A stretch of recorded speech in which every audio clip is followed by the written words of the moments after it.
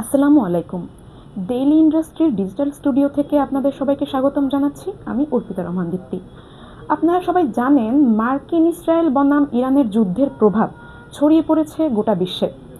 তেলসহ নানান জিনিসপত্রের দাম হু হু করে বেড়ে চলেছে। আর এই ক্ষতির প্রভাব থেকে রক্ষা পায়নি বাংলাদেশও। তেল নিয়ে অলরেডি শুরু হয়ে গেছে তেলেসমাতি কাণ্ড। এবং এই ক্ষতি থেকে কি করে আমরা রক্ষা পেতে পারি তা নিয়ে কথা বলার জন্য আজ আমরা আমাদের স্টুডিওতে পেয়ে গেছি গ্লোবাল ইকোনমিস্ট ফোরামের প্রেসিডেন্ট ডক্টর এনায়েত করিম স্যারকে। স্যার, এই ক্ষতি থেকে আমরা কি করে রক্ষা পেতে পারি, কি মতামত আপনার যদি একটু জানাতেন। ধন্যবাদ আপনাকে, স্বাগতম দর্শক শ্রোতাদের।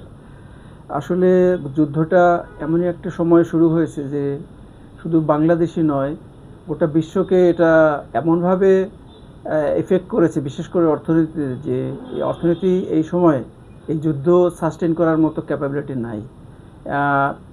আমরা সবাই জানি যে একটা মেলডাউন, অর্থনৈতিক মেলডাউন চলছে বাংলাদেশ সহ। সেই সময় একটা যুদ্ধ আমাদেরকে চাপিয়ে দিয়েছে এই ইসরায়েল আমেরিকান শক্তি। কারণ হলো যে যুদ্ধটা শুরু করেছে ইসরায়েল এবং আমেরিকা। কাজেই আমাদের এই অবস্থা থেকে পরিত্রাণ পাওয়ার জন্য আমার মনে হয় যে অবিলম্বে সব পক্ষকেই যুদ্ধ বন্ধ করার জন্য আমি আহ্বান জানাচ্ছি। আমাদের সরকারের উচিত ডিপ্লোম্যাটিক চ্যানেলে এই যুদ্ধ যাতে বন্ধ হয় সেই ইনিশিয়েটিভ নেওয়া। আমাদের মাননীয় প্রধানমন্ত্রী তারেক রহমান সাহেব যথেষ্ট প্রজ্ঞাবান লোক। উনি যদি ডিপ্লোম্যাটিক চ্যানেলে, বিশেষ করে আমেরিকা এবং ওআইসির সদস্যভুক্ত দেশগুলিকে ডেকে, যারা এখানে রাষ্ট্রদূত আছে তাদেরকে ডেকে দিয়ে একটা মিটিং করে তাদেরকে একটা পরামর্শ দেয়, আমার মনে হয় ভালো কাজ হবে। উনি আমাদের শহীদ প্রেসিডেন্ট জিয়াউর রহমান যে কাজটি করেছিলেন সেটা আমাদের তারেক রহমান সাহেবও করতে পারেন।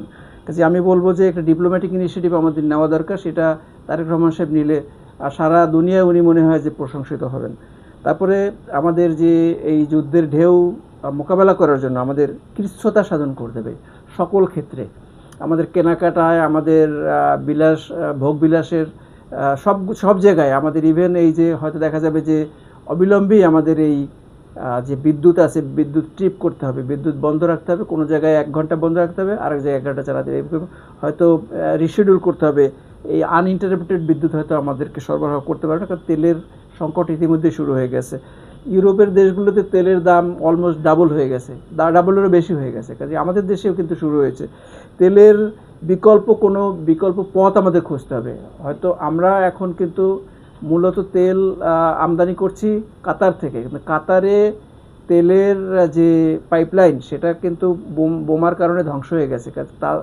কাতার তেল সরবরাহ করতে পারছে না। সেজন্য আমাদের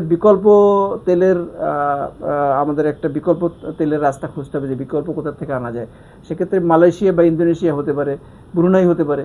সেদিক থেকে আমাদের বিকল্প তেলের রাস্তা এখনই খুঁজে রাখতে হবে। আদারওয়াইজ কিন্তু আমরা অতি সন্নিকটে আমাদের সব কিছু বন্ধ হয়ে যাবে। ইন্ডাস্ট্রির প্রোডাকশন, আমাদের বিদ্যুৎ, আমাদের জ্বালানি, পরিবহন সব বন্ধ হয়ে যাবে।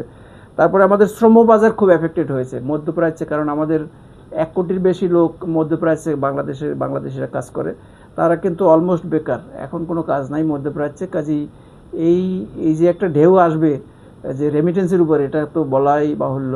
কাজে আমাদের বিকল্প একটা রেমিটেন্সের বাজার খুঁজতে হবে, শ্রম বাজার খুঁজতে হবে।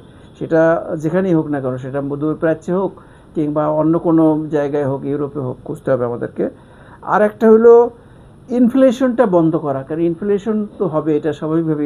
ইনফ্লেশনটাকে কন্ট্রোল না করতে পারলে আমাদের অর্থনীতি বড় ধরনের একটা হোঁচট খাবে। ইনফ্লেশনটা বন্ধ করতে হবে। ডক্টর ইউনূসের সরকার ইতিমধ্যে আমাদেরকে বিশাল বড় রকমের একটা ইনফ্লেশনের বোঝা আমাদেরকে চাপিয়ে দিয়ে গেছে, সেটা বন্ধ করতে হবে। বিশেষ করে মনিটারি ইনফ্লেশন সেটা প্রায় 47% হয়েছে, অর্থাৎ 47% বেশি টাকা চেপে মার্কেটে ছাড়া হয়েছে। এইটা তারেক রহমানের সরকারের, বিএনপি সরকারের এইটির দিকে নজর রাখতে হবে।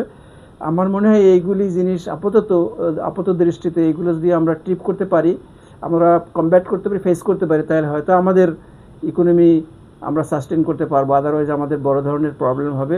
আমাদের যে জিডিপি গ্রোথ, সেটা আমার মনে হয় যে এই যুদ্ধ এবং ইকোনমিক মেলডাউনের কারণে, সরকার বলছে 5.5%, ওয়ার্ল্ড ব্যাংক বলছে 4.5%, কিন্তু আমার ধারণা যে এটা 2% অর্জিত হওয়া খুবই কঠিন আছে। এইটুকুই হলো আজকের মেসেজ আপনাদের সবাইকে ধন্যবাদ। ধন্যবাদ স্যারকে, ধন্যবাদ আমাদের দর্শককে। ডেইলি ইন্ডাস্ট্রির সঙ্গেই থাকুন।